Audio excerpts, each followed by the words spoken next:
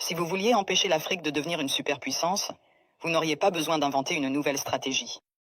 Le plan a déjà été écrit, testé et perfectionné au fil des siècles. Vous commenceriez par vous assurer que l'Afrique ne s'unisse jamais.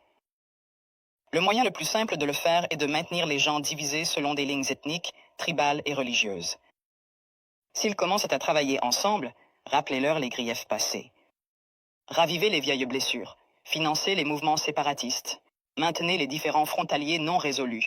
Assurez-vous qu'à chaque fois qu'ils font un pas en avant, ils en font deux en arrière parce qu'ils sont trop occupés à se battre entre eux. Vous installeriez des dirigeants qui servent des intérêts étrangers, pas leur peuple. Trouvez les plus corrompus, les plus facilement manipulables, ceux qui désirent la richesse et le statut plus que le progrès. Offrez-leur le pouvoir en échange de leur loyauté. Si un leader émerge qui se soucie réellement de l'Afrique, débarrassez-vous de lui. Assassinez-les si nécessaire. Mais si c'est trop compliqué, déstabilisez simplement leur gouvernement et soutenez un coup d'État. S'ils parlent de nationaliser les ressources, faites-en un exemple. S'ils essaient d'unir l'Afrique, éliminez-les avant que l'idée ne se propage. Vous maintenez l'Afrique économiquement faible en vous assurant qu'elle ne s'industrialise jamais.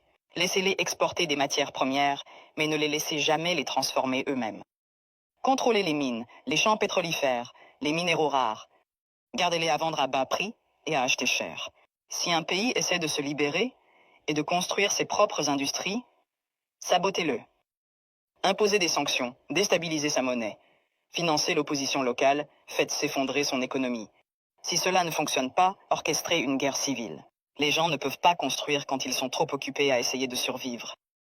Vous vous assureriez que leur système éducatif produit des travailleurs, pas des innovateurs. Enseignez-leur une histoire qui glorifie leurs oppresseurs. Faites-leur croire que leurs cultures sont primitives, que leurs ancêtres étaient des sauvages, que leur avenir dépend de l'approbation étrangère. Entraînez-les à mémoriser, pas à penser de manière critique. Gardez leurs meilleurs et plus brillants à la recherche d'opportunités à l'étranger. Faites-leur rêver de quitter l'Afrique plutôt que de la réparer. Offrez des bourses qui emmènent leurs esprits les plus brillants vers l'Occident et ne les encouragez jamais à revenir.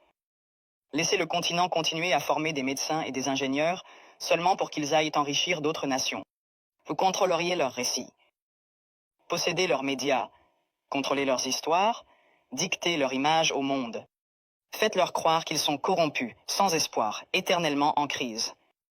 Inondez leurs écrans de pornographie de la pauvreté et de zones de guerre. Montrez-leur des publicités caritatives qui leur font croire qu'ils sont impuissants, sans l'aide étrangère. Minimisez leur réussite. Transformez leur victoire en incidents isolés. Si un pays africain développe une innovation révolutionnaire, attribuez le mérite à un investisseur étranger. Si un dirigeant africain met en œuvre une politique réussie, présentez-la comme une anomalie plutôt qu'une preuve de compétence. Vous vous assureriez qu'ils restent dépendants, les noyer dans la dette. Offrir des prêts avec des conditions impossibles.